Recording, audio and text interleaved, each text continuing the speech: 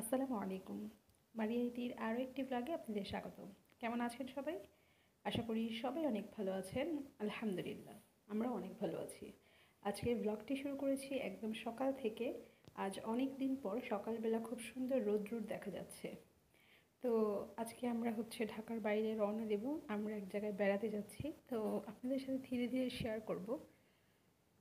তো এই তো ফারজান সাহেব ঘুম থেকে উঠেই বারান্দায় এসে দাঁড়িয়েছে। তার আমার মতো অভ্যাস, ঘুম থেকে উঠেই কিছুক্ষণ বারান্দায় না দাঁড়ালে ভালো লাগে না। সেও আমার মতো আশেপাশের দৃশ্য দেখতে থাকে। তো এই তো ও দাঁড়িয়ে দেখছিল, আমিও দাঁড়িয়ে দেখছিলাম। আমরা বেশ কিছুক্ষণ বারান্দায় দাঁড়িয়েছিলাম। এরপর গিয়ে কিছু কাজ করতে হবে, সেই কাজগুলো গুছিয়ে নিব। আমরা যাচ্ছি ঢাকার বাইরে বলতে কক্সবাজার। আপনাদের সাথে তো বেশ অনেকবার বলেছিলাম যে আমাদের কিন্তু কক্সবাজার যাওয়ার কথা ছিল আরও অনেক আগেই, কিন্তু নাফি হওয়ার পর থেকে আসলে সেভাবে সাহস করিনি। তো এখন ভাবলাম যে না, যেহেতু নাফিও দেখতে চাচ্ছে আর গিয়ে আমারও অনেক দিন ধরে যাওয়ার ইচ্ছা। আসলে আমি কক্সবাজার এর আগে একবার এসেছি আর এবার নিয়ে দ্বিতীয়বার। তো আমি নাফির বাবার সাথে এসেছি দুইবার, তবে নাফির বাবার এবার নিয়ে তৃতীয়বার, আর নাফির এবার প্রথমবার। তো যাই হোক, সবাই মিলেমিশে রওনা হয়ে গিয়েছি, যাব আর কি। তো এখানে বারান্দার গাছগুলোকে পানি টানি দিয়ে রেখেছি, আর বাকি যা কাজ আছে অল্প স্বল্প সেগুলো আমি গুছিয়ে নিব।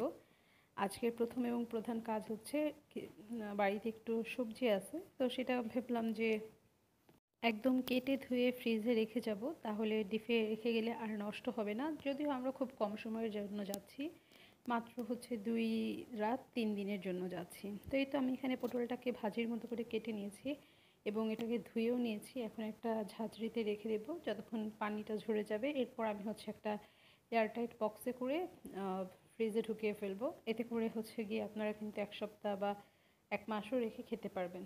তো এই তো আমার এখানে ধোয়া শেষ এবং এটাকেও আমি ঝরতে দিয়ে দিয়েছি। এটা এখন এভাবে ঝরতে থাকুক। এটা পরে গিয়ে আমি বাটিতে ভরে রাখবো, ঢুকিয়ে আর কি রাখবো। তো এখানে আমি কিছুটা পটল কেটে নিয়েছি, যেহেতু আমরা আজকে রাতে 10:30টায় যাব। তো তার আগে তো আমাদের মোটামুটি খাওয়া দাওয়া আছে। তো আজকে খাওয়া দাওয়ার জন্য ভাবছি যে বাইলা মাছ বা বেলে মাছ যেটা হোক, সেটাই একটু একদম ভুনা ভুনা করব, আর সাথে পটল ভাজা, খুব বেশি আইটেম করব না। তো এরপর বিকেলবেলা আমি একটু বাইরে এসেছি, বাইরে বলতে টোকিও স্কোয়ারে এসেছি। একটাই কারণ, আমার একটা ব্যাগ কেনা লাগবে। ব্যাগটা আসলে অনেক আগে থেকেই কেনার কথা, আজ কিনবো কাল কিনবো করে আর কেনা হচ্ছিল না।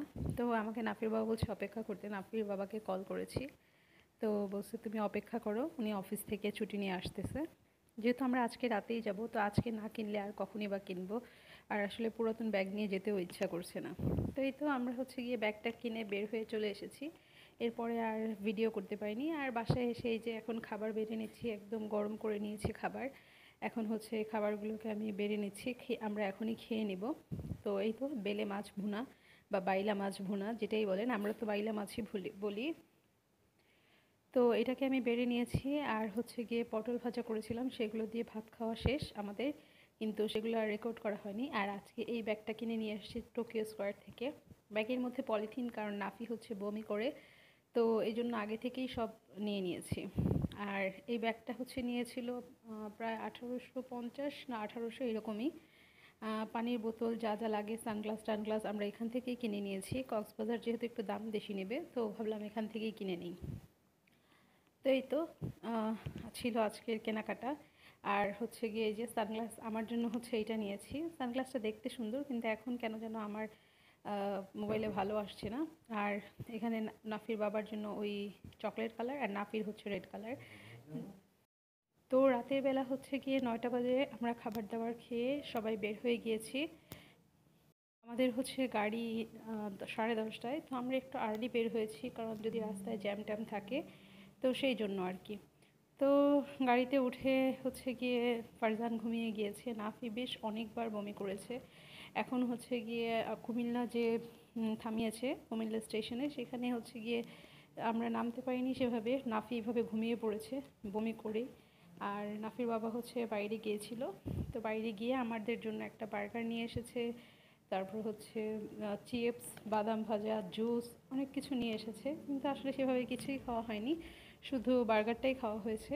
তো এই তো এরপরে গিয়ে সারা রাত গাড়ি চলেছে। গাড়ি একদম এক্স্যাক্ট হচ্ছে 10:30টায় ছেড়েছে।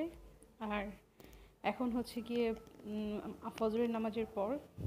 ফজরের পর এই টাইমটা দেখতে আমার বেশ ভালো লাগছিল। এখন মনে হয় চট্টগ্রামের মধ্যে ঢুকে গিয়েছে। হ্যাঁ, চট্টগ্রামে ঢুকে মেড ইন কী যেন আমার ঠিক মনে নেই। যাই হোক, সেখানে হচ্ছে গিয়ে 10 মিনিটের ব্রেক দিয়েছিল। তখন হচ্ছে গিয়ে আমি একটা চা খেয়েছিলাম। নাফি তো ঘুম থেকে আর উঠেনি, আর নাফির বাবাও আর চাটা কিছু খায়নি।